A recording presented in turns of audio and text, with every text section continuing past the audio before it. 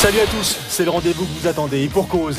C'est la dernière épreuve de la saison, c'est le championnat du monde distance Ironman. Cyril Neveu, bonjour. Bonjour. L'épreuve a eu lieu ce week-end, les images sont toutes fraîches. C'était le 30e anniversaire de cette épreuve, c'est là qu'est né le triathlon. Ouais, c'est l'historique du triathlon, c'est le départ de la discipline sur cette distance Ironman avec 3 km 800 de natation, 180 km de vélo et 42 km de course à pied, soit un marathon, et des athlètes qui se sont préparés toute l'année, que ce soit les professionnels comme les amateurs, pour arriver frais et dispo sur ce rendez-vous. Et que dire de cet homme, Chris McCormack, vainqueur en 2007, qui va tenter la passe de 2.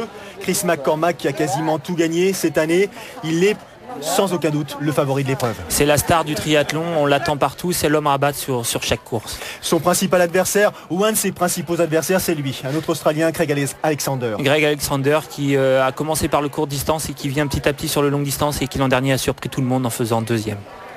Craig Alexander, mais il y a aussi Torbjørn Sindball et le Danois qui a terminé 3e l'an passé, un forçat de l'entraînement. Un forçat de l'entraînement et puis une mobilette surtout en vélo, c'est un parcours qui lui convient de vraiment très très bien et tous les ans il se rapproche du podium et de la première place. Et lui, la première place, il l'a connue à 2 reprises. L'Allemand Norman Stadler, l'an passé, l'avait abandonné. Il a sans doute un goût de revanche dans la bouche. Un goût de revanche, c'est la star allemande et c'est vrai que tous les Allemands l'attendent cette année à Hawaï pour une 3e victoire. Et Nico Llanos, l'Espagnol qui s'est affiché lors de l'Ironman des Canaries, lui aussi se rapproche du podium. Il se rapproche du podium, il a eu beaucoup de mal à rentrer sur la distance Ironman et avec ses victoires chez lui à Lanzarote, c'est quelqu'un qui maintenant est capable d'aller chercher ce podium à Hawaï cette année. Dossard, numéro 11, Faris Al-Sultan, lui aussi un ancien vainqueur. L'an passé, il n'avait pas pu prendre le départ, malade. Ouais, l'an dernier, on l'a vu malade au départ. C'est quelqu'un qui a gagné très très jeune et il doit maintenant confirmer sa victoire d'il y a quelques années. Elle est très jeune en termes de carrière, elle n'est pas très jeune en termes d'âge. Chrissy Wellington, c'est la nouvelle championne du triathlon longue distance. La nouvelle championne du triathlon longue distance, elle s'est découverte une spécialité sur le longue distance l'an dernier en France à l'Alpe d'Huez. Elle est venue à Hawaï comme ça pour voir ce que c'était. Elle est repartie avec le titre. Ça va être la fille à battre cette année sur Hawaï. Parmi ses adversaires, il faudra faire attention à celle-ci. Kate Major, elle avait terminé 3e ici même l'an passé. Elle sera à surveiller de très près. Elle n'est pas la seule, Kate Major, à surveiller de très près. Il y a Jo Lo, la néo-zélandaise. Jo Lo avec une expérience, beaucoup de victoires, beaucoup de courses tout au long de l'année. C'est quelqu'un qui mentalement est très très forte et Chrissy Wellington va avoir fort à faire avec cette fille-là. Dédé Grace Bauer, l'américaine, elle aussi, elle commence tout doucement à surnager, à s'afficher sur les podiums des distances Ironman. Elle sera à suivre de très très près également. Ne pas oublier parmi les concurrentes à suivre de près Belinda Granger. Belinda Granger qui elle aussi a beaucoup d'expérience mais qui manque souvent un peu de fraîcheur à Hawaï et on ne sait jamais mais c'est une fille qui peut finir facilement dans le top 5. Désirée Ficker, rapide, particulièrement à l'aise à vélo, rapide en course à pied. Est-ce qu'elle aura malgré tout les ressources pour aller chercher les temps réalisés par Chrissy Wellington sur distance marathon? C'est pas forcément ce qu'il y a de plus simple. Et que dire de Natasha Badman, je dirais la plus âgée des athlètes présentes. Elle a gagné l'Ironman ici à 6 reprises. Est-ce qu'elle est prête? Est-ce qu'elle est prête? Ça va être la question que tout le monde se pose puisque Natasha Badman revient de blessure. Elle a repris vraiment l'entraînement, surtout la position de vélo qu'il y a quelques semaines, donc ça va être dur. Mais c'est une fille qui a tellement d'expérience et puis elle n'a pas de pression. Elle a gagné tellement de fois à Hawaï qu'elle est là pour se faire plaisir.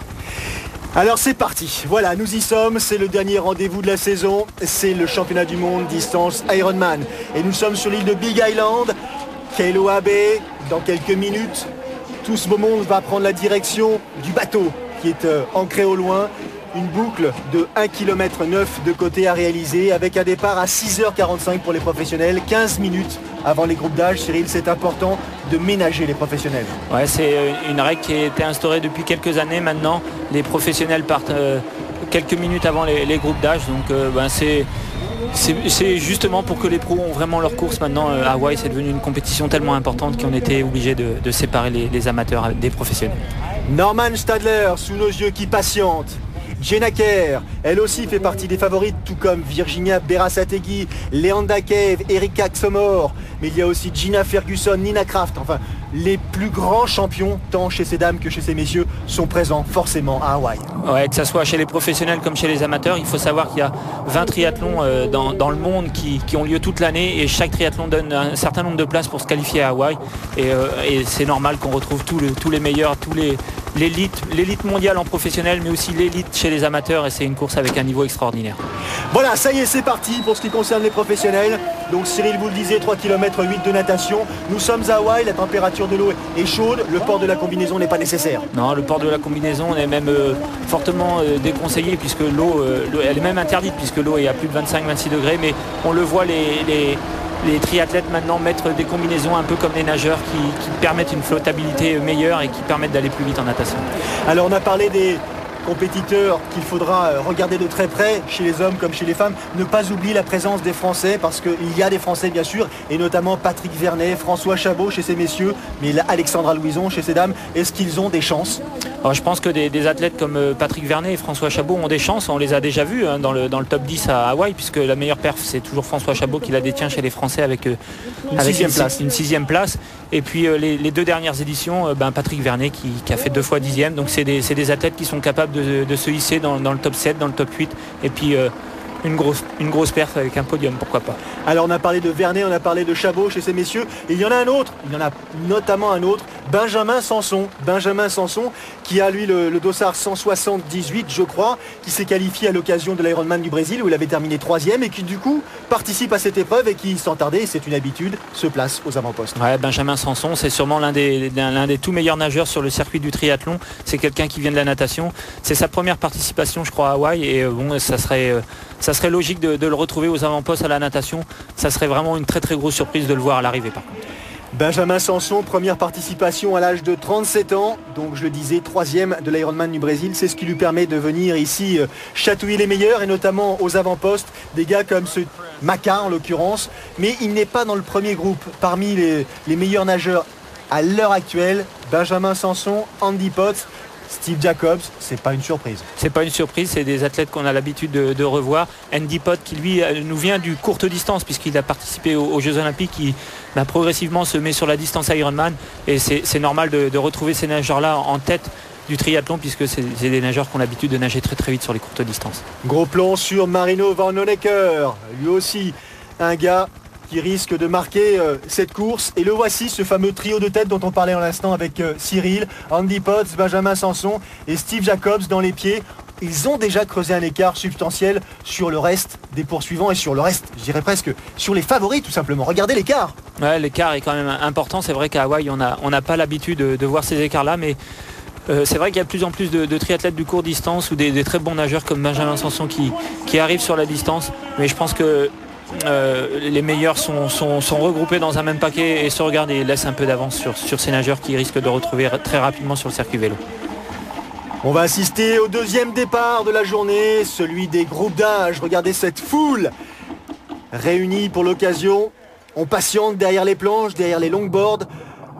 Je dirais pas qu'on piétine, mais on essaye de conserver la tête hors de l'eau. Et la difficulté majeure, Cyril, ça va être trouver sa place dans cette meute. Ouais, trouver sa place dans cette meute, c'est vrai que c'est quand même un départ où il y a 1500, 1800 triathlètes, donc ça fait beaucoup de monde, on le voit, il y a toujours un peu de bagarre, la machine à laver comme on a l'habitude de le dire, mais c'est des athlètes qui ont attendu ce moment-là avec vraiment impatience, qui se sont préparés et c'est vraiment un gros stress pour eux parce que il y a des athlètes qui se sont qualifiés très très tôt dans la saison et puis qui toute la saison se sont entraînés et ont couru pour arriver à cette épreuve-là. Ils se sont entraînés, ils ont préparé effectivement leur saison, ils l'ont axé sur ce moment précis. Regardez cette image exceptionnelle, regardez cette marée humaine qui déferle.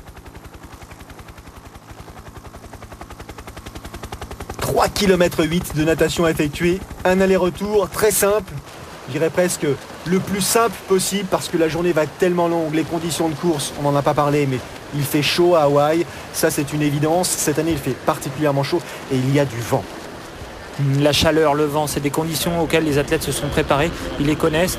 Mais en plus du parcours qui est vraiment très simple, puisque que ce soit en natation, vélo, course à pied, c'est fait d'aller-retour. C'est des conditions qui rendent la course vraiment difficile parce que c'est long et on n'en voit pas le bout.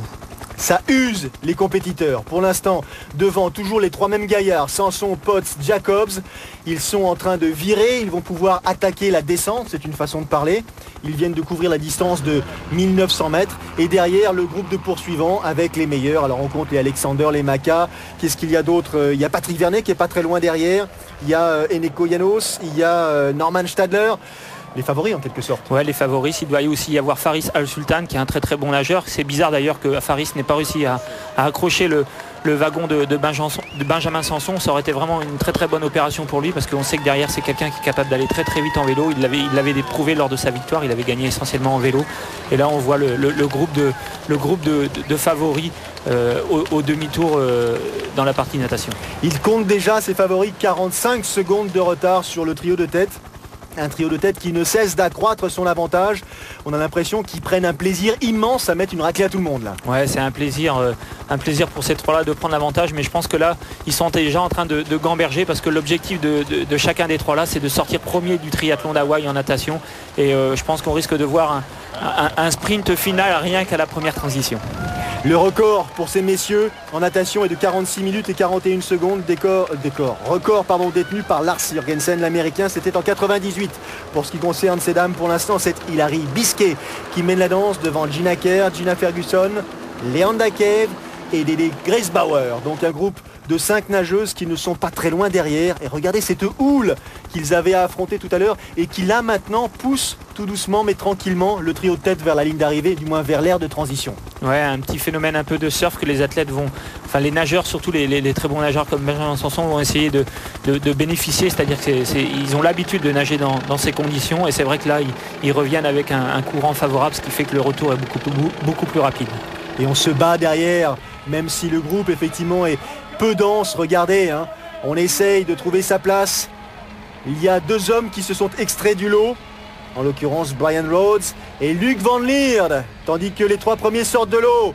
Sanson, Potts et Steve Jacobs. Et Benjamin Sanson pourra dire « Je suis sorti le premier de l'eau du 30e anniversaire de l'Ironman d'Hawaï ». On ne perd pas de temps à essayer de se rincer, hein. Il faut glaner un maximum de secondes, un maximum d'avantages sur la concurrence parce que derrière, à vélo, ça va aller à toute allure. Ouais, vous allez le voir, la transition, les athlètes ne vont pas perdre de temps. Il faut absolument rester accroché au wagon des leaders. Et on le voit là, les trois nageurs qui sont sortis en tête ont jeté un petit coup d'œil pour voir où l'écart qu'ils avaient pu creuser sur leurs poursuivants. Et leur objectif, c'était de sortir premier de l'eau. Et regardez, hein, Andy Potts, celui qui est habitué à courir sur distance olympique, qui s'est mis aussi au Alpha Ironman parce que mine de rien il a remporté le championnat du monde Alpha Ironman l'an passé en Floride. C'est sa première expérience sur distance Ironman et il a un rythme, il a une allure qui n'est pas tout à fait celle qu'on a l'habitude de croiser sur ces longues distances. Ouais, c'est vrai qu'on le voit, une allure d'un athlète de courte distance, d'un triathlète de courte distance. Andy Potts, le fait d'être justement champion du monde ou sur la catégorie inférieure, c'est ce qui lui a donné sa wildcard justement pour arriver ici à Hawaï sur la distance Ironman.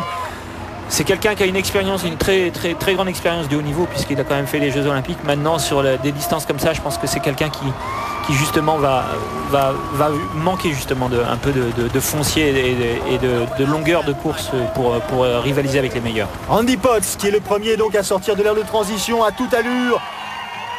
Et c'est parti pour 180 km à vélo dans la fournaise hawaïenne. Regardez le public, il y a à peu près 20 000 spectateurs amassés ici pour soutenir ces triathlètes. Et après le trio de tête, c'est au tour de Brian Rhodes et Luc Van Lierde de sortir, tandis que les premiers concurrents étaient sortis en 48 minutes et 40 secondes grosso modo. Ceux-là sortent en 51 minutes et 26 secondes. Et le groupe principal qui suit 10 secondes plus tard en 51-35. On a vu passer Eneko Janos, on voit Chris McCormack, on a vu Torbjørn Sindballe, le Danois. Et tout ce flot de concurrents va partir à l'attaque des 3 hommes qui ont quelques minutes d'avance sur eux. Ouais, on les a vus, tous ces nageurs, on a bien vu, ils avaient tous des combinaisons. Alors c'est pas des combinaisons néoprène, hein, c'est des combinaisons de natation qui permettent de nager plus vite. Et on l'a vu, certains athlètes n'avaient pas encore l'habitude. On a vu Maka qui avait quelques difficultés à enlever cette combinaison.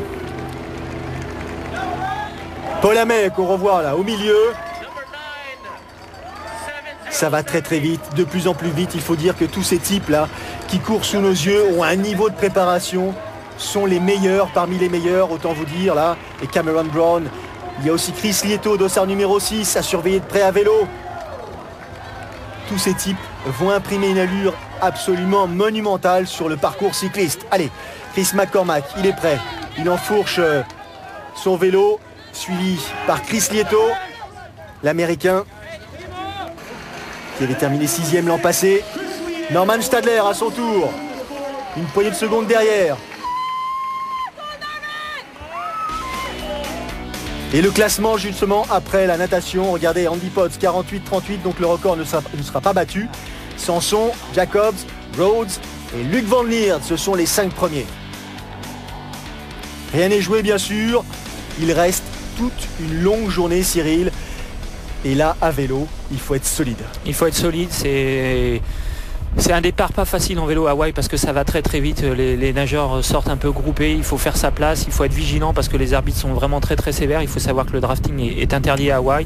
Et puis comme on vous l'a dit tout à l'heure, c'est un aller-retour, donc dans la première partie, 90 km de vélo dans un sens ça va, et puis quand on fait demi-tour, le vent commence à changer un peu de sens et la fatigue commence à se faire sentir, le soleil est de plus en plus fort et c'est vraiment la discipline où on va voir les athlètes qui ont de la fraîcheur et qui sont prêts, et puis les athlètes qui justement ont un peu loupé leur préparation.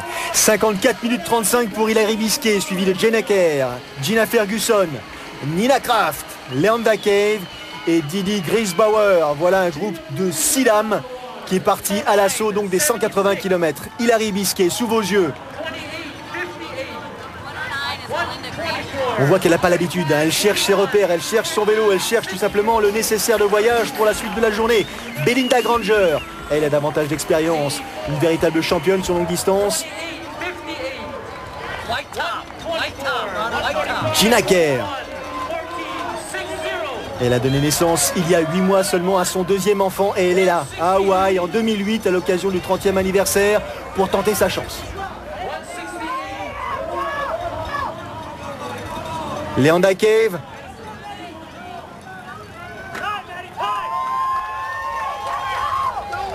Gina Ferguson. La même précipitation.